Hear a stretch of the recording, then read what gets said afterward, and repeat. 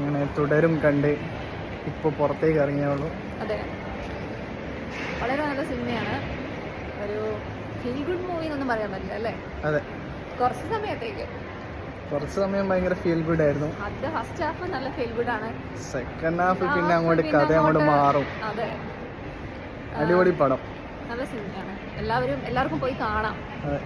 എല്ലാവർക്കും ഇഷ്ടമാവുന്ന ഒരു തരത്തിലുള്ള ഒരു സിനിമയാണ് അല്ലേ?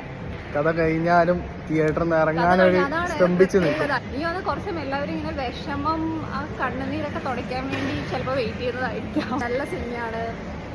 ലാലേട്ടിന്റെ അഭിനയം, പിന്നെ ജോർജ് സാർ എന്ന് പറഞ്ഞിട്ടുള്ള ആ ഒരു ആള് എനിക്കൊന്ന് ജോർജ് സാറ് നന്നായിട്ട് അഭിനയിച്ചു.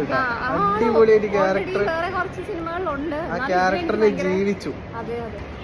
ആദ്യത്തെ ഫസ്റ്റ് ഹാഫ് എവിടേക്ക് എനിക്ക് മോഹൻലാൽ ആണെന്ന് തോന്നിയെങ്കിലും സെക്കൻഡ് ഹാഫിലേക്ക് എത്തിയപ്പോൾ മോഹൻലാൽ ആണ് എന്നുള്ള കാര്യം മറന്നുപോയി. സത്യമായിട്ടും കുറച്ച് സമയം തോന്നിയിട്ടുണ്ടായിരുന്നു എവിടെയൊക്കെയോ, പക്ഷെ പിന്നീട് പിന്നെ ആ പവിയുടെ അച്ഛനായിട്ട് അഭിനയിച്ചു. അതെ അതെ അതെ.